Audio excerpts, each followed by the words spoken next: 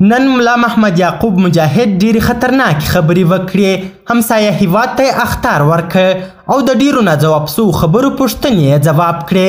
دا چې ملا یعقوب مجاهد څه ویلي او چاته یې سخت اخطار ورکړ، بشپړ حال را سره همدغه روانه ویډیو کې کتلی سئ.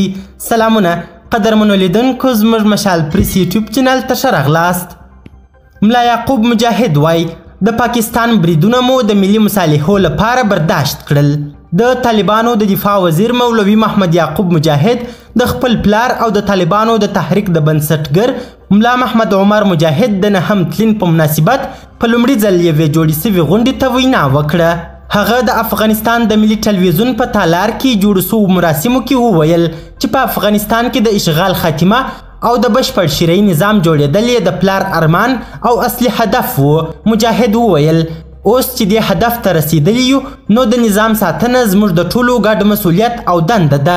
نوموړي د خپل پلار په تیر ژوند هم خبرې وکړې او ویې ویل چې ملا محمد عمر مجاهد د افغانستان د اشغال په وخت کې خپل ټول عمر په افغانستان کې تیر کړ او هیڅ کوم بهرني هیواد ته نه دی تللی.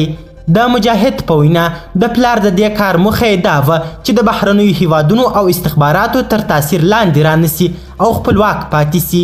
نوموړي وویل چې ملا محمد عمر مجاهد داسې مهال د افغانستان واکمن سو چې دلته د هیواد د تجزیې لپاره په ټول توان سره هڅې روانې وې، خو نوموړي په خپل کلک عزم د تجزیې دغه شوم پلان شنډ کړ. ملا یعقوب هغه ګنګوسې رد کړې چې ګواکې پلار یې له هیواد نه بهر وپاتې سوی دی. ده وویل چې پلار یې د امریکا تر برید وروسته د ژوند پاتې 14 کاله د زابل په سیوري ولسوالۍ کې تیر کړي او هم هلته وفات سوی دی. مولوي محمد یعقوب مجاهد پر افغان خاوره د پاکستان وروستیو بریدونو ته هم اشاره وکړه او په وینا یې دغه پیښه یې د هیواد د ملي مصالحو له کبله برداشت کړې او که چیرې بیا تکراریږي نو شاید برداشت نسي. نوموړي په هیواد کې د وروستیو چاودنو او ناامنیو په اړه هم خبرداری ورکړ چې عاملین به یې خپلو موخو ته ونه رسیږي او له پښو به وغورځول سي. د پاکستان له لوري د افغانستان د ځینو سیمو له بمبارۍ وروسته دا لومړی ځل دی چې ملا یعقوب مجاهد په یوه غونډه کې څرګندیږي او د پاکستان په اړه د برداشت خبرې کوي. هغه مخکې د پاکستان او نورو ګاونډیو هیوادونو د لاس وهنو خلاف توند خبرداری ورکړی و او طالب مبلغینو له دې کبله د نوموړي ډېره ستاینه کوله. د طالبانو د دفاع وزیر په نننۍ وینا یو شمېر افغانانو نیوکې کړي او ویلي چې هغه لږ تر لږه دغه بریدونه ونه غندل، قربانیانو ته یې تسلیت ونه وایه او دا یې روښانه نه کړه چې پاکستان سره په دې اړه څوک غږېدلی دی که نه.